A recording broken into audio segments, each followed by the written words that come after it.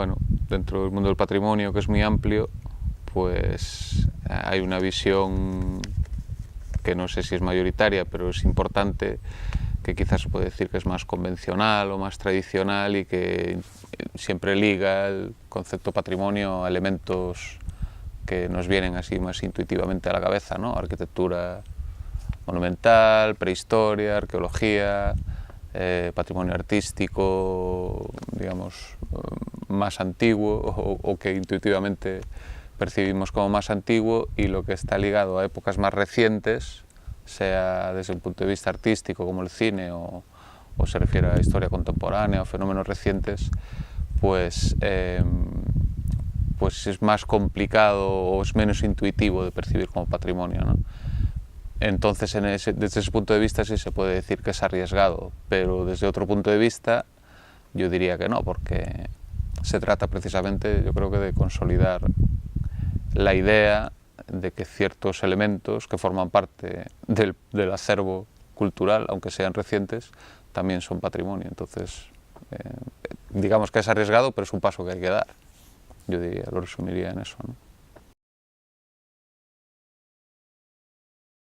Tiene todos los valores que debe tener un elemento patrimonial desde mi punto de vista, incluidos los valores que como decimos, pues pueden parecer más arriesgados, ¿no? Que es el valor ligado a la antigüedad. Es un elemento de la historia reciente y eso nos resulta difícil, pero bueno, pasado 50 años, eso forma parte de nuestra historia.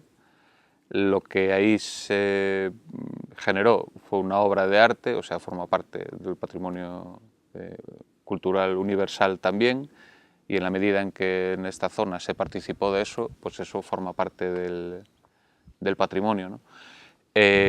Entonces ese valor lo tiene. Para mí tiene otros valores, igual que cualquier elemento patrimonial, indudables. Uno es un valor identitario y de memoria, me parece que bastante claro, relativo a las vivencias que se dieron aquí en relación con el rodaje de esta película, con ese escenario y los otros escenarios de la película. Entonces es una manera de recuperar una memoria histórica de la gente, de cómo vivió aquel momento, aquellos acontecimientos, de las historias, de las anécdotas que se dieron ahí. Y esto es valioso porque es información en sí misma, y eso ya es valioso de por sí, pero es valioso también porque ayuda a generar en la gente una conciencia de memoria ligada a su propia historia, a su propia vivencia, ¿no? Y esto ayuda también socialmente, desde mi punto de vista, a generar una autoestima y una identidad social, ¿no? para la zona también.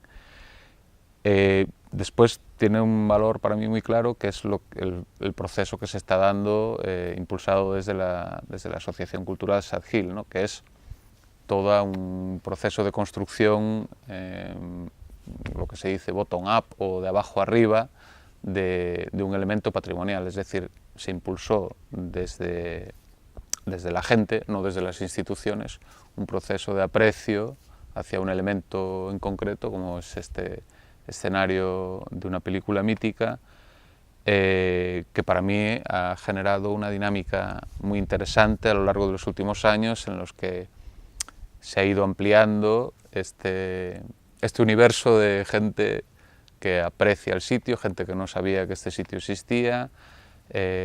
Esto ha dado además el salto más allá de la esfera local o comarcal, y eso también es muy importante desde mi punto de vista, porque estos valores que se reclaman para el patrimonio muchas veces de ser algo más universal o que trascienda lo local, pues yo creo que aquí también se da, ¿no? En cierta medida por la propia condición del elemento, que es una película universalmente conocida, pero esto al final acaba como cerrando el círculo en la medida en que mucha gente que nunca ha estado aquí pues reconoce la existencia de este sitio por la existencia de esta obra de arte, ¿no? Entonces, desde mi punto de vista, es un elemento que recoge muchas de las dimensiones y de los valores que tienen los elementos patrimoniales, ¿no? Con todos sus matices. Y bueno, y todas sus aristas y sus elementos de interés, ¿no?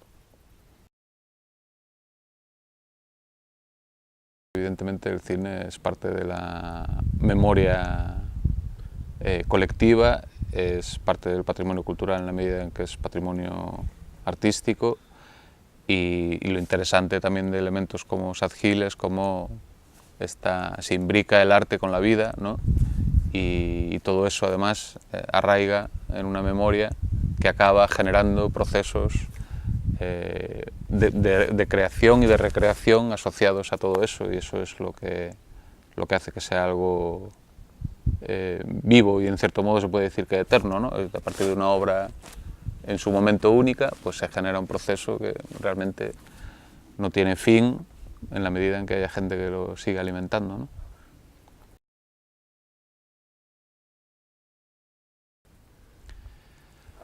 Es que, desde mi punto de vista, el concepto de lo efímero es también relativo, ¿no? Porque se podría decir que todo es efímero, es una cuestión de diferencias de duración, creo yo. Entonces, partiendo de esa relatividad del concepto de lo que es inmutable y de lo que es efímero, porque creo que no existe nada inmutable, simplemente hay cambios que no son perceptibles y otros que sí, pues ya se desmonta toda esa dicotomía entre lo que está destinado a perecer y lo que no. Todo está destinado a perecer. Además, todo es una transformación constante. Hay cosas que cambian más rápido y cosas que cambian con mucha más lentitud. Y en el caso de Sad Hill, a mí personalmente también me interesa esta dimensión, se podría decir que tiene que ver con la condición de lo patrimonial, que es el intento o la idea asumida o hegemónica de que lo patrimonial es algo que hay que fosilizar o congelar para que no se deteriore, y muchas veces hay que pensar que lo patrimonial es propiamente el proceso de transformación de las cosas, ¿no? Y esto en su momento fue un escenario que se utilizó para el rodaje de una película, y ahora se ha creado algo que por un lado es lo mismo y por otro es diferente, ¿no? Y yo creo que esto es lo que hace que para mí no tenga sentido esa dicotomía entre lo efímero y lo no efímero, es que todo es transformación constante, y eso forma parte del proceso de patrimonialización, y es lo que hace que un elemento como este sea algo valioso desde el punto de vista patrimonial para mí. Yo creo que sí que hay un vínculo claro con lo que esta película fue, esta película en concreto, lo que significó, con la obra de arte que es en sí misma, como película. Entonces yo creo que ese es un valor añadido sobre lo que se está haciendo ahí.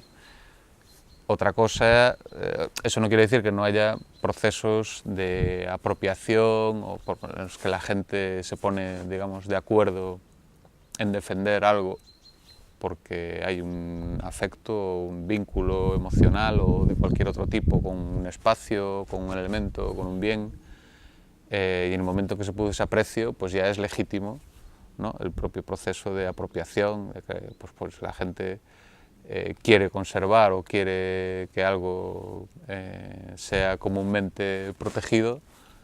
Eso ya es legítimo, independientemente de lo que esté detrás, sea una obra de arte o sea una película menor o sea cualquier otro tipo de proceso creativo o lo que sea, ¿no?